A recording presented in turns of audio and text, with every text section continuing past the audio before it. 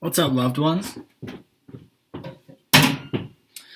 I am going to give us a little brief tutorial on 2019 while chefing up some paleo bison bolognese for the heart and soul. All right.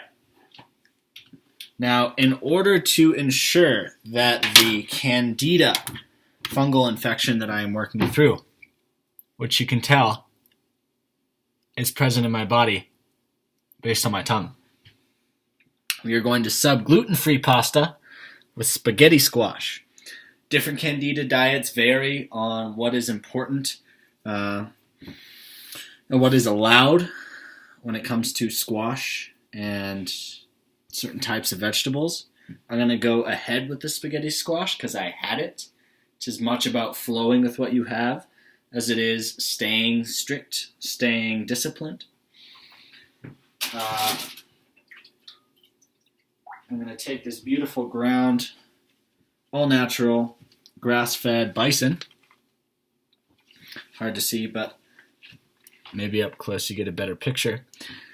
And I'm going to essentially saute that with some herbs, some spices, and a little bit of tomato sauce that I have.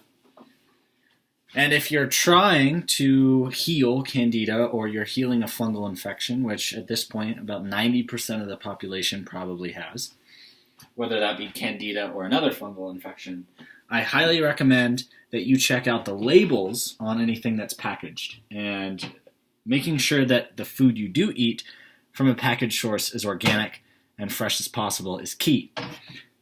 So if I take a look at pizza sauce, which I'm not going to drop and not going to use. Well, it looks like we're rocking mostly pizza. Maybe some pasta sauce would be better. But what's an ingredient in here? Organic sugar, 8 grams per half cup. No go for Candida. So this video is not so much about the recipe as it is this new year. And emphasizing how important it is we take care of our body through nutrition. Nutrition is by far the most overlooked, undervalued aspect of our life.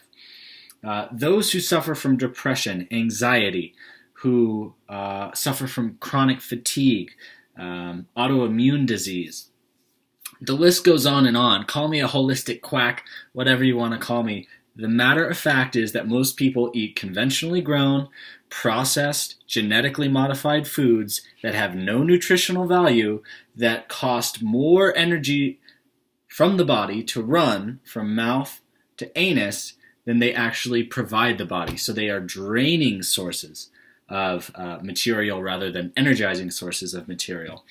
And this year, from a collective point of view, when I tune in and tap into this, it's about nourishing our bodies. It's about taking the time to be in alignment with what the Czech Institute calls the 6 foundation principles.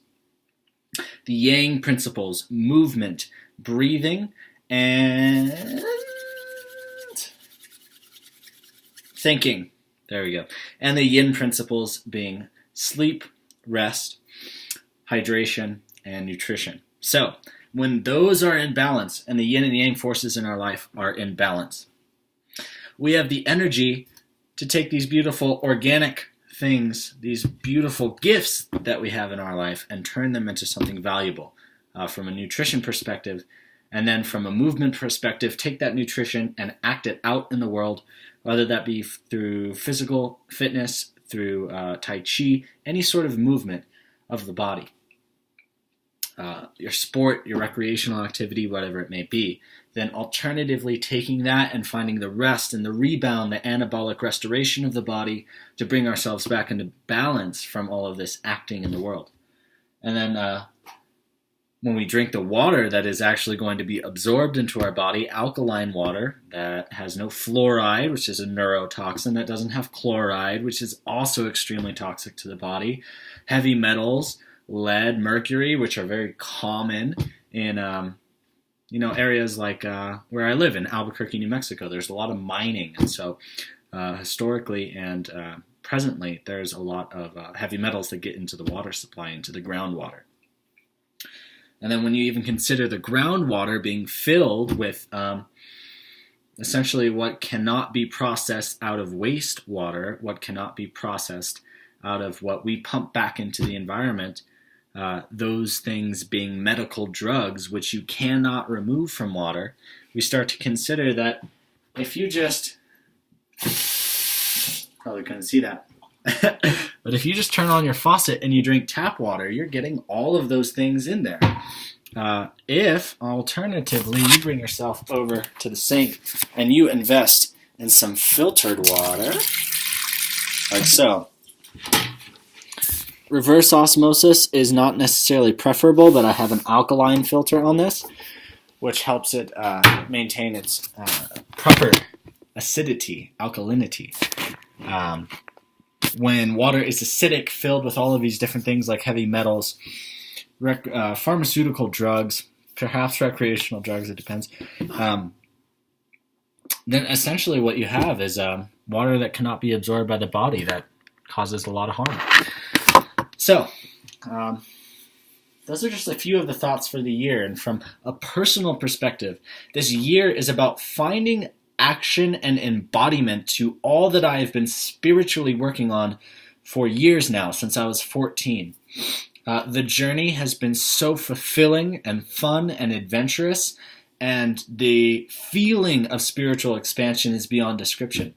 And at the same time, alternatively, it has been lonely, isolating, intimidating, fear-provoking. There are many different aspects of myself that feel different ways about the journey. But this is the year of those things coming together in harmony and unison. This is the year of finding my voice and putting content out in the world and helping all the people that I want to help awaken their true empowerment, awaken the love for themselves that they've always sought, and in a way that is authentic to them, that does not ask them to follow any doctrine or any set of beliefs, and gives them the credence and the power to speak their voice into existence, to address the aspects of childhood trauma and pain that cause us to shut down, to freeze. When you take a look at the polyvagal theory of Stephen Porges, there is the fight response, the flight response, and the freeze response of the sympathetic nervous system. And generally looking at the populace, we are overstimulated to the point where we're either frozen and shut down, or aggressive and lashing out, or running away from our problems. So this is the year when everyone comes together in the beginning stages with gradual growth of finding a collective identity by finding our own, because what we do on our own ripples out to the collective for the benefit and well-being of all. So when we address the pain, when we address repressed emotions that no longer serve us, and we heal that for ourselves by taking a huge step into that empowerment we've always sought, that is when we start to affect the globe in a way that we can't even begin to comprehend. There is science to back this up. There is evidence and personal experience to back this up. But if you go and you digest and you assume mainstream media sources that tell you the way things are supposed to be, you are not living in an authentic, love, dream-driven state. You are rather leading a conditioned, indoctrinated, and limited state, wanting to help the world from a heart-centered perspective and rearranging the decorations of your prison cell, which would be your inability to get to the crux of what's going on in your heart with your inner child, by standing or fighting against, mostly I would say fighting against different injustices in the world without knowing what you stand for. And when all of this comes together and we collectively say, hey, by the way, when we look at what we've stood against, not much has happened. But when we band together with what we stand for, everything that we want for the benefit and well-being of all is realized in physical form. That's what this year is about for me. Moving into my own apartment, finding more clients, helping more people, expanding my scope of practice, and allowing people to find their authentic true voice.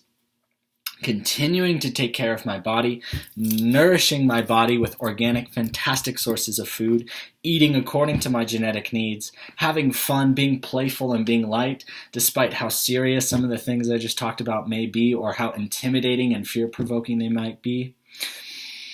This year is about love, baby, and it's about realized love for the benefit and well-being of all. And it's going to happen.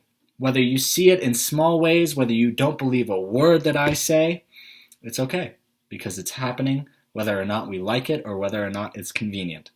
And by the end of this, we will all be in our truly awakened, enlightened state, which is not something that text really capture, which is not something that anyone else's experience but your own can really define.